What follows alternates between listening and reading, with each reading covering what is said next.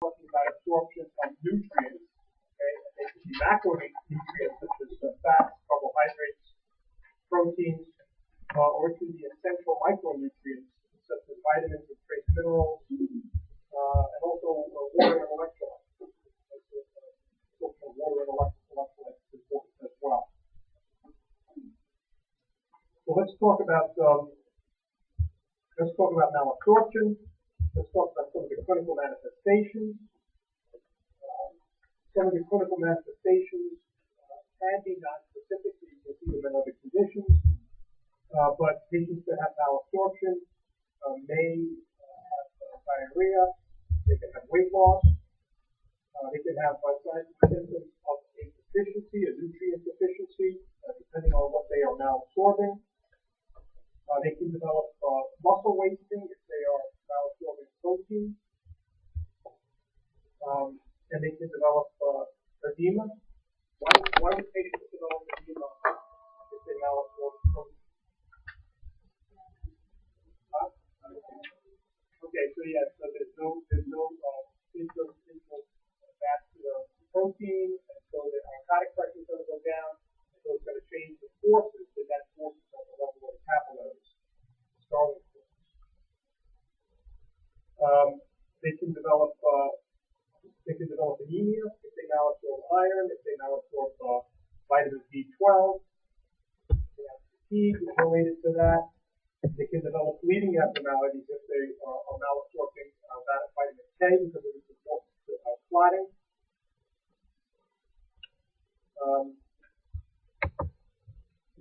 Patients can develop abdominal distension and bloating, particularly carbohydrate malabsorption, and the soft, oily, foul-smelling diarrheal bowel associated with fat malabsorption. Okay, so let's talk about some of the causes.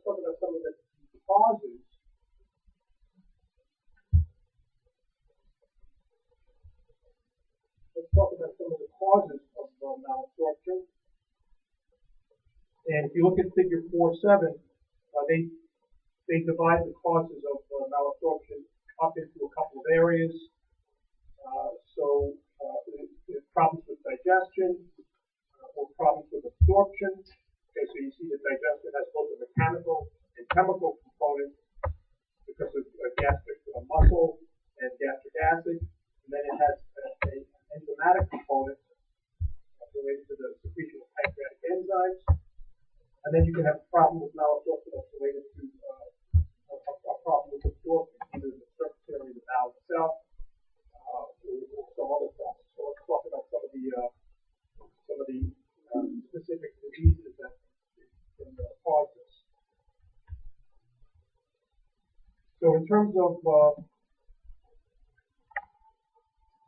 problems with the enzymes, obviously if somebody has pancreatitis and exocrine pancreatic insufficiency, that's going to interfere with the secretion of pancreatic enzymes, and they can develop malabsorption on that basis. We talked about the other day. We talked about Walter-Ellis syndrome and hypergastrinemia. Patients that have gastrinoma, and they are remember that they're prone to the development of multiple ulcers in multiple locations. Well, one of the other things that you can see in them is because of the hyperacidity, you can get an activation of pancreatic enzymes, which normally don't come from that more alkaline environment. So you can get malabsorption on that basis. Patients that have problems with have liver disease, perhaps they have obstructive liver disease, cholestatic liver disease, that's going to interfere with bile secretion and fat absorption.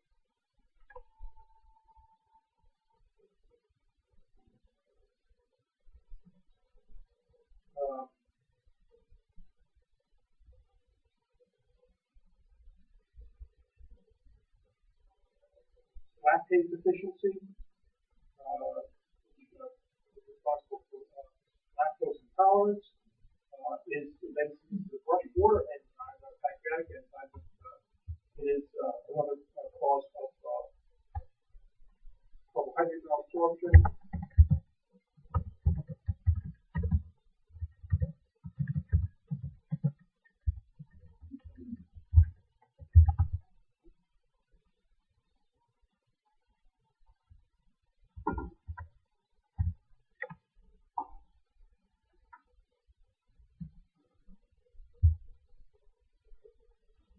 Okay, in the discussion of profit absorption, then they talk about reduced surface area. And again, the chief things that are going to produce that are going to be a patient that has a surgical procedure. I think show you some slides where patients might have a surgical procedure. They may lose part of their small intestine, reducing the surface area available for the absorption of nutrients. Or they can have disease of the small intestine, typically Crohn's disease, or Crohn's disease, and that can produce interference with absorption as well.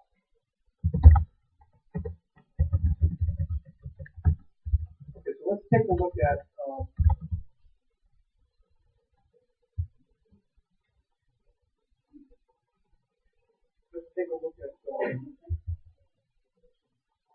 algorithm for the patient with whom malabsorption is suspected.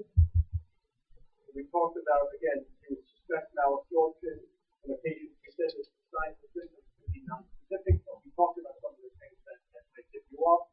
And of course, you might suspect it in a patient who has a risk factor for the development of malabsorption. So how do you approach the patient with suspected malabsorption? Like anything else, so history is physical, and maybe some basic, laboratory methods. CBC, panel, urinalysis, all that stuff. And then what you're going to do is you're going to, based on the results of your assessment, your initial clinical assessment, you make includes in the database, you're going to classify the patient as falling into one of these categories. Think that it's falling into one of these categories. Okay? One possibility is that you think that the patient has mucosal disease. Okay? You might think this because, for example, the patient has a disease that puts him at risk for mucosal disease, such as Crohn's disease, or he presents with a history that makes you think he has Crohn's. This is a new presentation of something like Crohn's. Okay? And if you suspect that you're dealing with a mucosal disease, then you might want to send the patient for an endoscopy, and that endoscopy document the diagnosis. Another possibility is that you might suspect that the patient has pancreatic disease. And you might suspect that the patient has pancreatic disease because, let's say, he or she is a chronic drinker. Okay? Chronic is an alcoholic, and you think that maybe they develop pancreatic deficiency on that patient. Okay? And you see that there's a couple of different ways to go with this. You can assess them to see if there is evidence of pancreatic disease. Pancreatic enzymes are going to be more important if the person has acute pancreatitis. If they have chronic or down pancreatitis, that might not be so helpful. But what you can see in somebody with chronic pancreatic disease is if you image them, if you do an X-ray of the stomach, the brainstorm, you will often see pancreatic calcifications. And even if you don't see it on a plain film, and you probably will, you can see it on some other images of that. Okay, so the pancreatic calcifications are going to be evidence that you're dealing with pancreatic deficiency. And to make the further cement the diagnosis, in such a patient, you can put them on pancreatic enzyme supplements that they take by now, and if that makes the problem go away, then you have your answer. Okay, another possibility is that you might suspect that somebody has bacterial overgrowth. So, for example, somebody that has like some of these blind loops, somebody that has some kind of surgery, you see that this is a blind loop over here. Okay, so the food is going to go in here and go down that way. So here you have a blind loop, okay, which is basically the dead end, the cul-de-sac. Okay, and so these areas of valve can be thrown. Another one over here, okay, and what can happen is these areas can be prone to the development of bacterial overgrowth. Okay, and if you have bacterial overgrowth, then you can have malabsorption on the basis of that. So one of the ways to make the diagnosis diagnosis is to again, address that, or you can just empirically treat the person with antibiotics that makes the problem go away, and then you have your answer. Yeah. Is the high-frequency diagnosis, is that for H. pylori?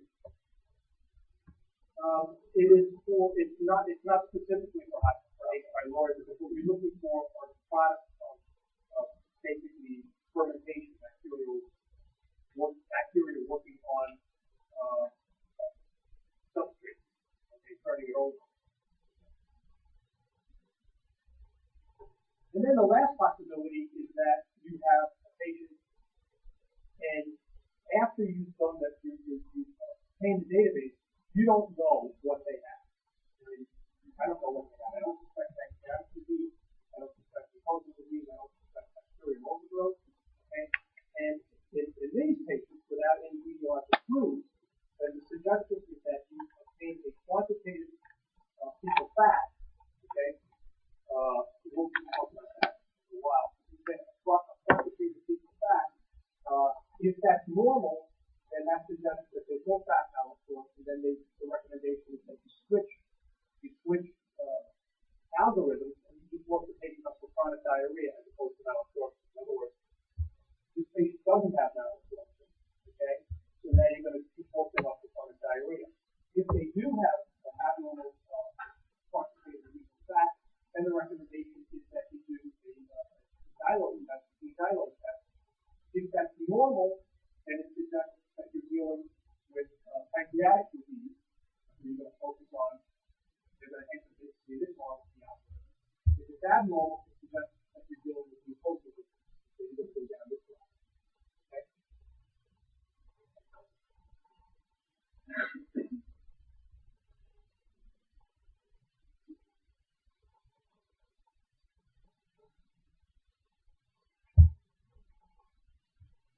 Now, the other thing that can happen with the small bowel, besides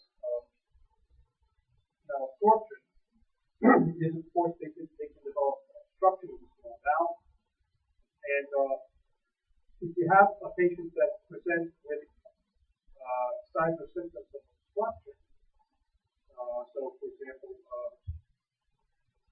nausea, vomiting,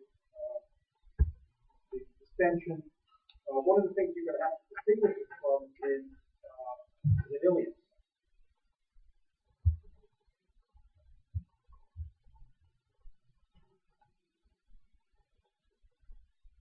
They point out that causes of small bowel obstruction include adhesions from prior surgery,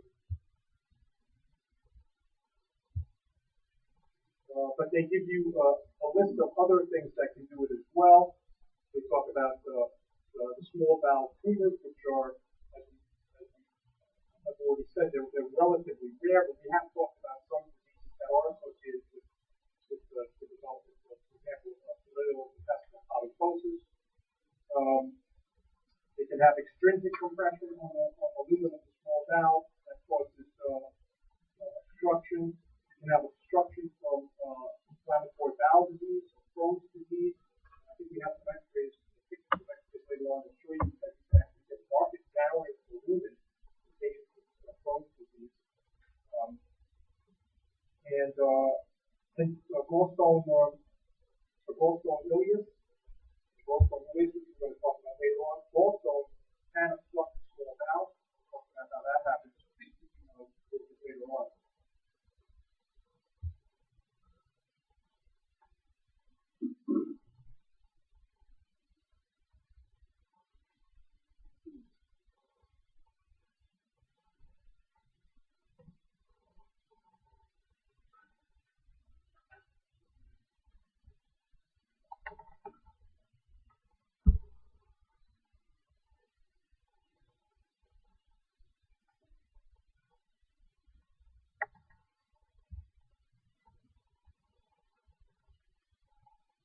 At the bottom of the page, on page 79, in their footnote, let's see, footnote 1, which refers to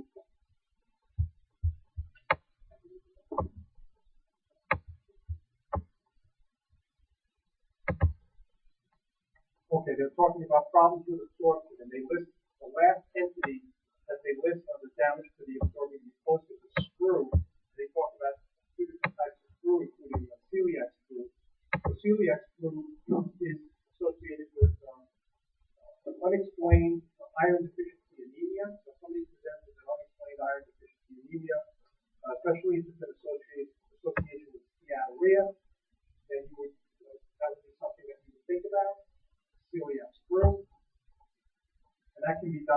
can be biopsied by a number of ways. One of the ways to make the diagnosis is small bowel biopsy.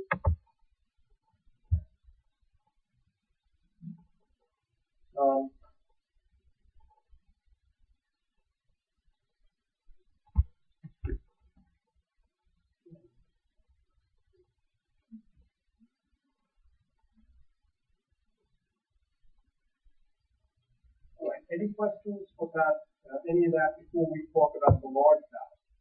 What did you say in association with what? Urea? Steatorrhea. Steatorrhea. Steatorrhea is passage of childhood to fat, so you get diarrhea that has lots of fat.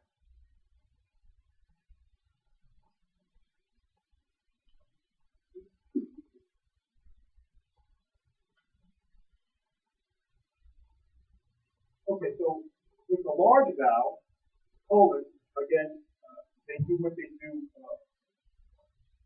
throughout the chapter. They talk about what is normally done with dysfunction and how dysfunction is going to manifest. So they point out that it's conduit from the small bowel to the outside world, and that it's also responsible for sodium and water reabsorption. And so patients that have large bowel disease can manifest with either diarrhea, constipation.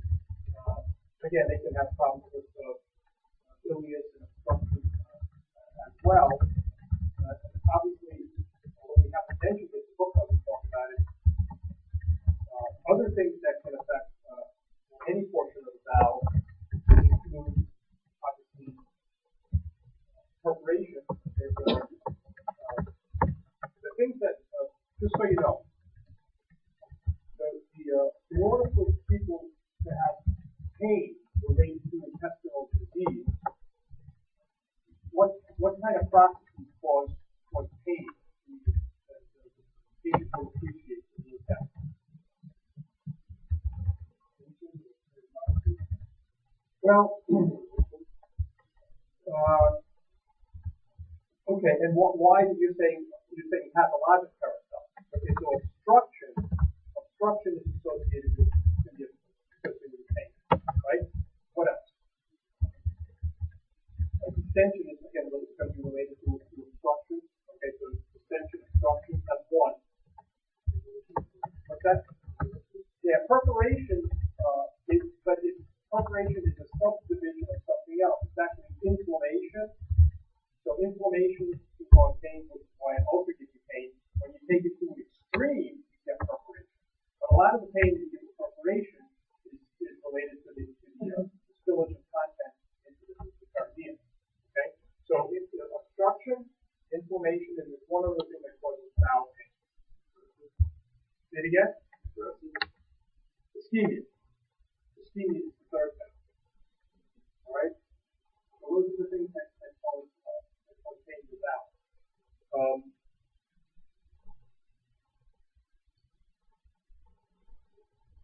So those are things that can affect the entire bowel. Ischemia, inflammation, obstruction, or distension, or whatever.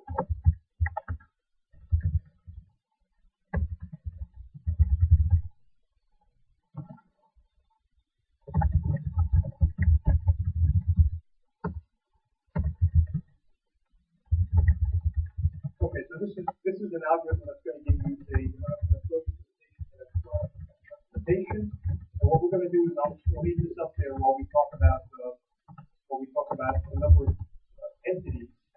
We're going to supplement some of the stuff that the book talks about, and then we'll talk about diarrhea. All right.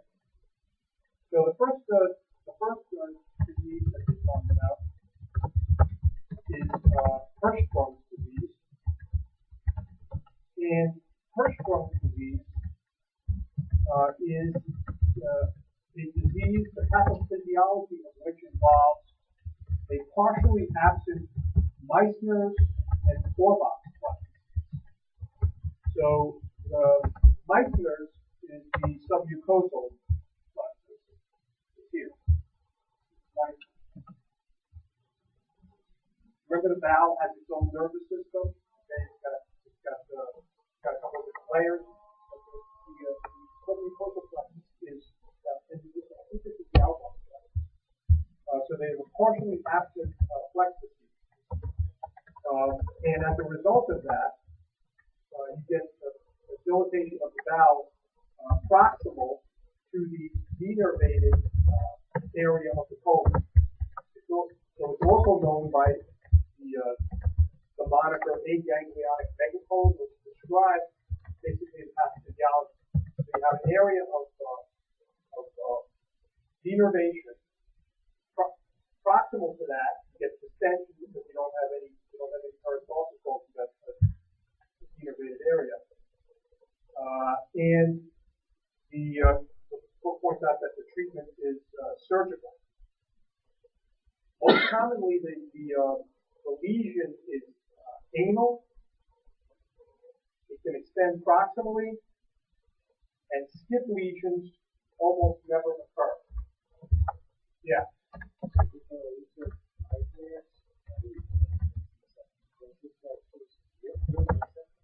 Orbox. A-U-B-R-B-A-C-H. Orbox. I believe it's here. You guys are closer to that than I am. Is that right? It says there's only two plexuses. So if this is license, then I'm thinking that's Orbox.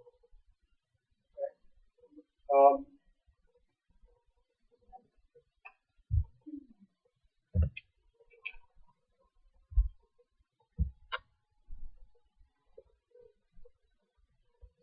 Again, skip lesions almost never occur. The treatment is surgical, so you go to excise the area that's aganglionic. And the diagnosis is made by barium enema, or colonoscopy, and rectal biopsy.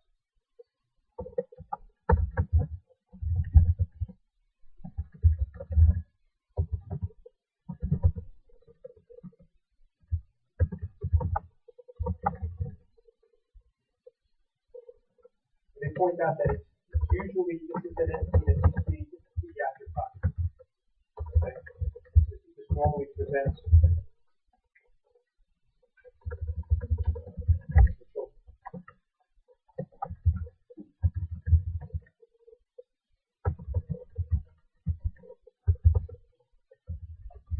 Okay. So the next disease process that we talk about in relation to the large intestine is diverticulosis. And diverticulosis is a product of the Western diet, the Western low fiber diet.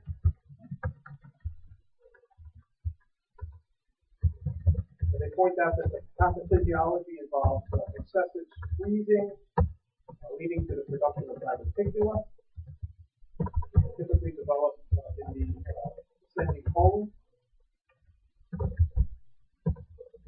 Diverticulosis can present with GI bleeding, typically lower GI bleeding, or if they become inflamed with a fecal list that gets stuck in the diverticulum, the patient can present with diverticulitis, which typically presents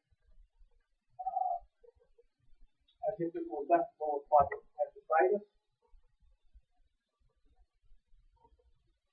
And this explains, this slide explains the development of diverticulosis. You see the wall of the clot. Pressure is proportional to wall tension and inversely proportional to bowel radius. So as the bowel radius goes up, the pressure goes down.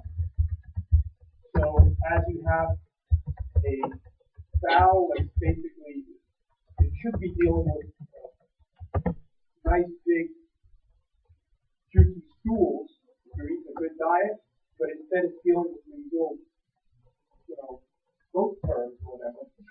so the wall has to get really clamped down in order to expel them and push them along. And so that's going to cause an increase in pressure. And what's going to happen is that you're going to get, you see where the vessels enter the wall, these odds are right here. You see that there's a defect in the muscular layer. Remember, there's two muscular layers, one that's longitudinal and one that's circular. So you're going to get extrusion of diverticulum of the mucosa through those defects because of the high pressure. Okay, and so that's how you get diverticulum. So you can see these. You probably saw these image reports with Dr. Locatelli. Probably see what it looks like. And it really is a product of the Western diet. It was I can't remember who it was back in the 50s or 60s. Some scientists he proved it. He went to Africa where the primitive tribes almost no diverticulosis.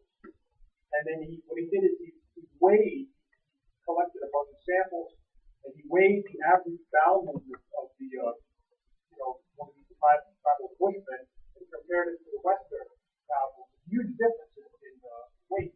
Their fuels are immense, ours are not, and so it explains what's going on here. Okay.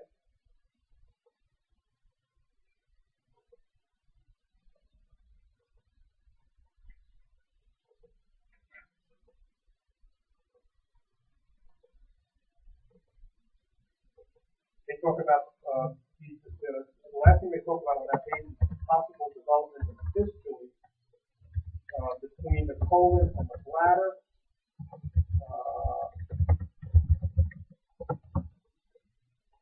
In patients that have, for example, diverticulosis, but that's not asymptomatic of diverticulosis. You can see that in patients, for example, that have colon cancer, patients that have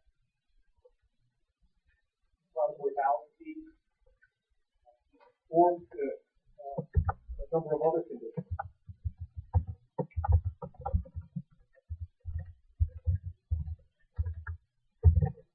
All right. Any questions about diverticulosis?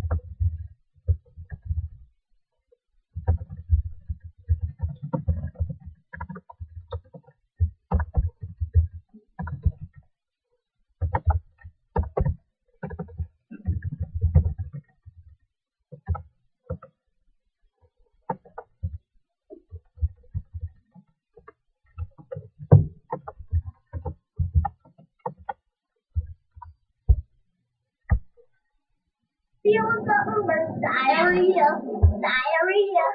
When you're sliding in the third and when you do the third, diarrhea. Diarrhea. When you're sliding in the hole and your circle full of foam, diarrhea. Diarrhea. When you're sitting in your Chevy and your circle feeling heavy, diarrhea. Diarrhea.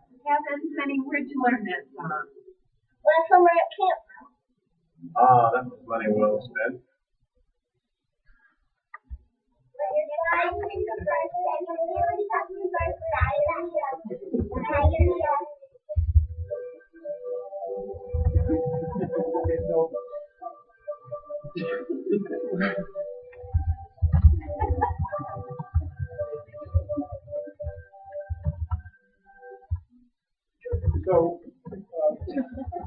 that raises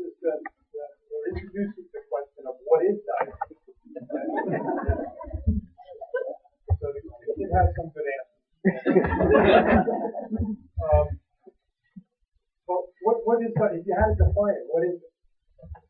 How would you define it? Anybody? How do you define it medically?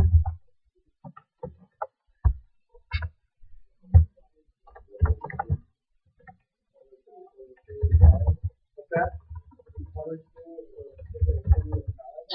Okay, yeah. So the thing is that diarrhea is both a symptom and a sign. And so it depends on which one you're talking about. Okay? So the symptom of diarrhea, which is related by the patient, typically it involves a decrease in the stool consistency and an increase in the stool volume.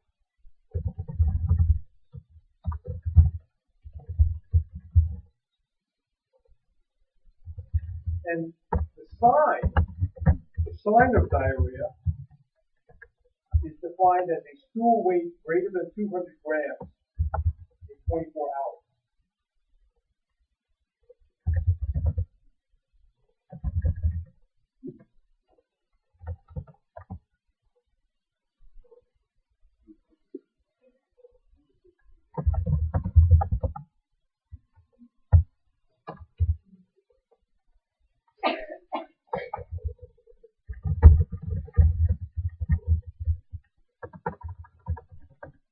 So let's talk about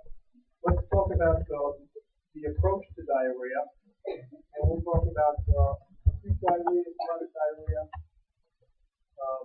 and diarrhea is especially chronic diarrhea. A lot of people, in private practice, they just throw up their hands and send the patient to the gastroenterologist to be worked up. But if you go about it in an ordered and systematic way, you will at least narrow the differential diagnosis down, even if you end up referring the patient anyway. So the patient that presents with acute diarrhea, the first thing you want to ask is there any blood in the diarrhea? Is there any pus in the diarrhea? Okay. If you're dealing with bloody diarrhea, or you have somebody that has systemic signs and symptoms, so fevers, things like that, or if you're dealing with somebody who is immunocompromised, so they can't take a chance, okay, then you can send stool to pathogens, okay, and if you identify them, you can treat them specifically. If the test is negative, then they do additional testing. Okay? If it's relatively early in the course of the disease, symptoms are mild, there's no blood in the stool, there's nothing worrisome, oftentimes in this observed those patients, you may or may not give them symptomatic treatment. Okay? But a lot of times it's a self-limited illness. It's observing.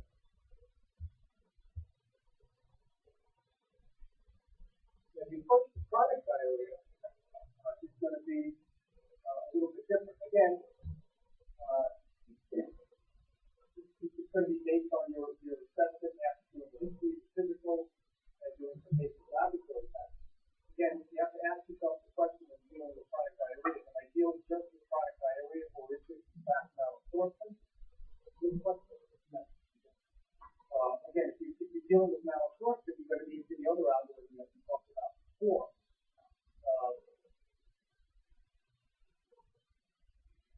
And this is depicted over here. Over here. But if not, then you're going to be in this side of the algorithm. So because of the common occurrence of lactate deficiency and lactose intolerance, that's something that we want to do relatively early on before you get into the more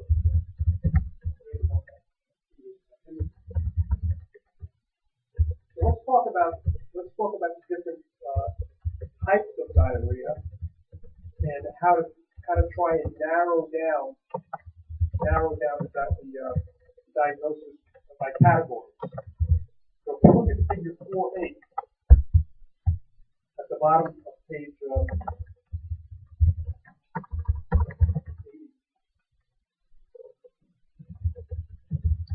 They list diarrhea as causes of diarrhea as falling into a number of categories. Okay, and we're going to modify that.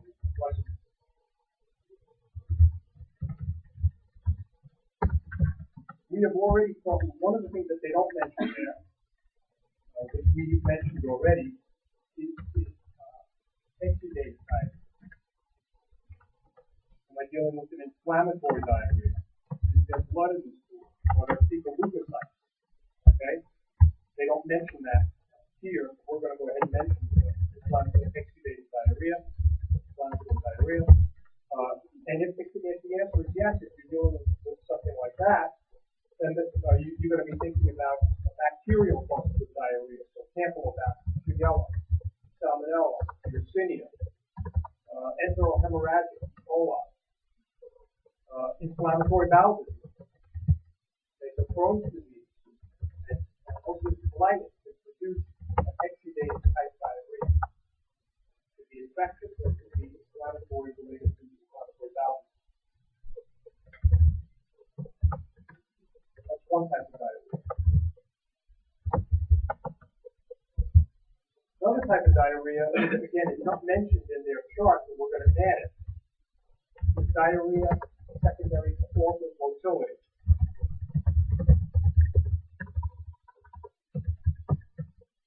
So patients can have diarrhea as a result, for example, of diabetes mellitus and diabetic neuropathy. They can have diarrhea that's the result of hypothyroidism. That is often motility based.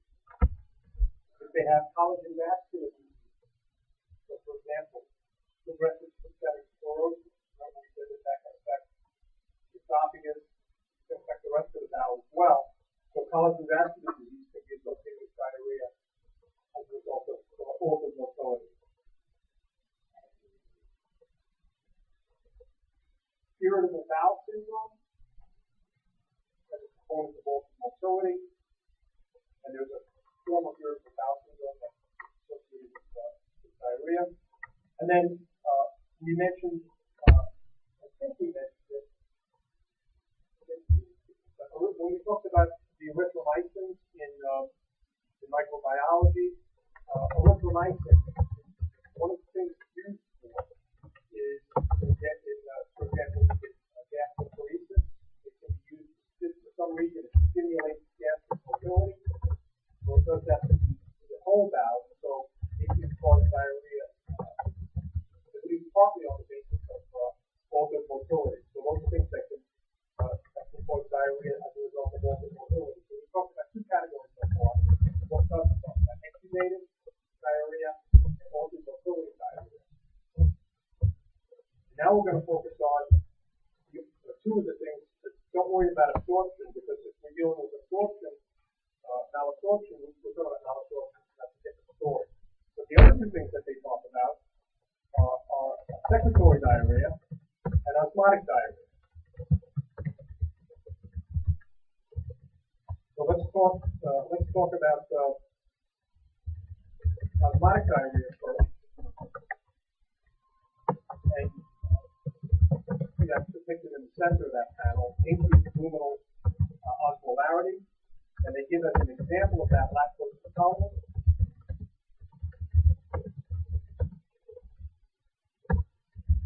And the thing that characterizes osmotic diarrhea is that it is characterized by a stool osmolar gap. There's another gap you get in the a stool osmolar gap greater than 125. where the osmolar gap is equal to the stool osmolality, the measured stool osmolality, minus, and then this whole thing in parentheses now, what I'm going to tell you, 2 times the sodium plus the potassium. So you measure the stool osmolality, the lab measures it, and you subtract from it the sodium plus the potassium times 2. And if the answer is greater than 125, then that suggests that you're dealing with osmolar diarrhea. Yeah. No, in the stool. And it's again, what you're looking for is an unmeasured osmol, something that's osmotically active, that's drawing fluid into the lumen of the bowel. Everybody see that? You're looking for something that's osmotically active, something that's not supposed to be there. Okay? And it is there, and so it causes osmolar diarrhea.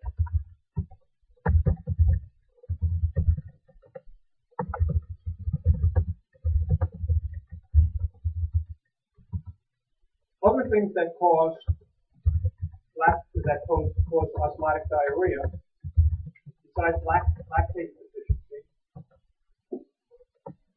would be pancreatic insufficiency. Because you don't have the enzymes to break down those the substances, and those substances stay behind that osmotically active substances in the bowel. They bring water in.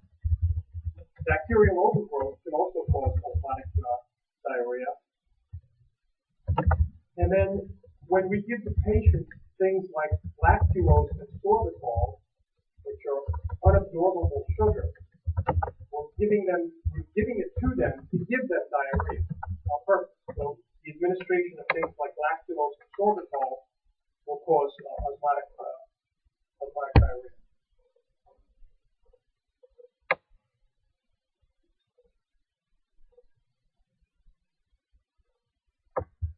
Clinically, the way you recognize osmotic diarrhea is you ask the patient what happens if he or she stops eating. If the diarrhea stops when they stop eating, it's osmotic diarrhea. If there's no osmol in the bowel, there's no diarrhea.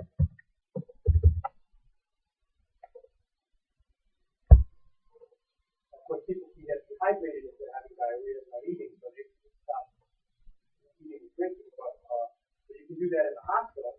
Go to the hospital, put on IV fluid, keep NPL, diarrhea stops. That's fine. Okay.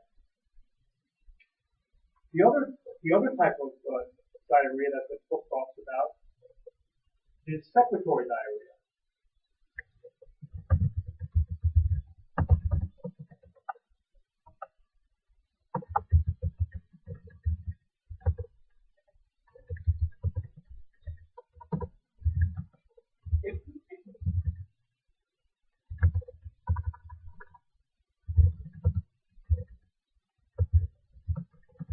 And secretory diarrhea is recognized by an osmolar gap of less than 50.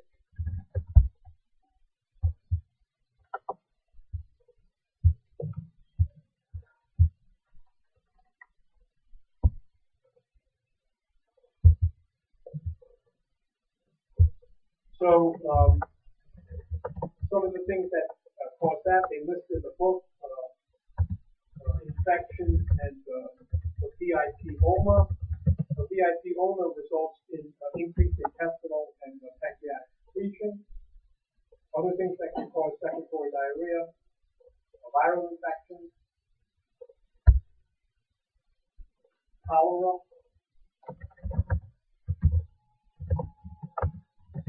enterotoxigenic E. coli, not enterohemorrhagic E. coli, that causes exudations, but enterotoxigenic E. coli. Staph aureus can cause secretory diarrhea, certain protozoa, and some medications.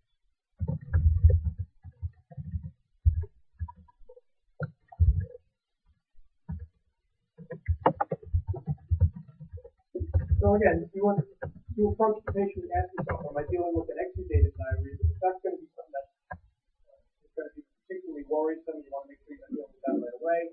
If not, is there a reason to think that this person might have organ motility?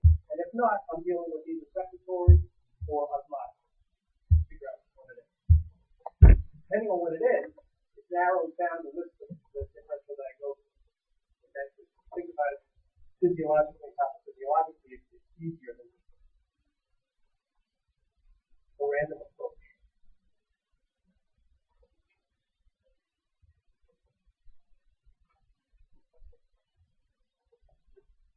By the way, in the book at the bottom of the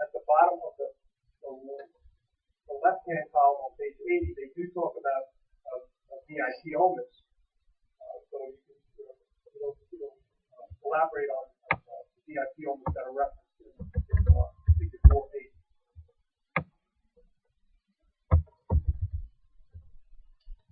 Okay, let's stop here. Take 10 minutes and then we'll come back.